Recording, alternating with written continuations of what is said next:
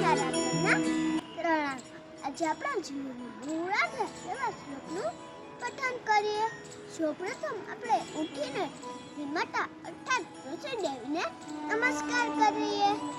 સમુદ્ર વસને દેવી પર્વત સ્તન મંડલે વિષ્ણુ પત્ની નમસ્તુભ્યં પાદ સ્પર્શ સમક્ષમે અર્થાત સુંદરરૂપી કપડાવાળી પર્વતરૂપી છાતીવાળી અને વિષ્ણુ ભગવાનની પત્ની હે પૃથ્વી દેવી તમને નમસ્કાર કરું છું, કારણ કે જન્મથી લઈ જીવન સુધી તે માતાએ આપણને ફળ ફૂલ અનાજ વગેરે જીવન જીવવાની વસ્તુઓ આપે છે અને આપણા આખા જીવનનો પાર પાડે છે. માટે આપણે પૃથ્વી દેવીને નમસ્કાર કરવા જોઈએ.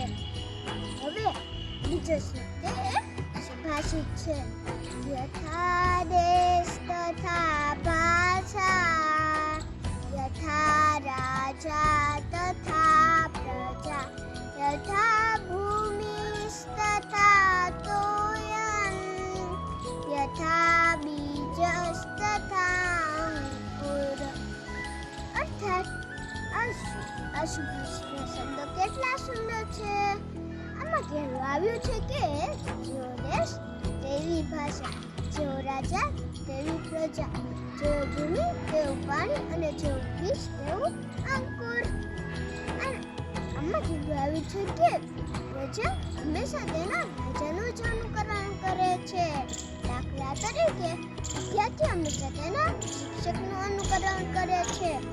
બાળક તેના માતા પિતાનું અનુકરણ કરે છે. આપણે વૃક્ષનું બીજ જેવું વાવશું તેવું જ આપણને ફળ મળશે. આપણે સારું વર્તન કરશું આપણને સારું આપણી આસપાસ તેવું જ જોવા મળશે.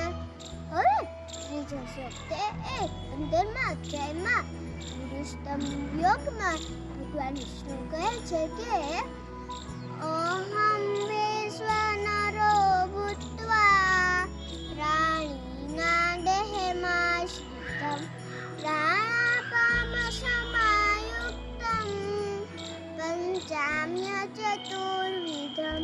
હું પ્રાણીના દેહમાં રહીને વિશ્વના અગ્નિનું રૂપ લઈને પ્રાણ, અપાન વગેરે 5 વાયુને હિમમાં રાખી 4 પ્રકારનું અન્ન પચાવું છું. અસ્તુ.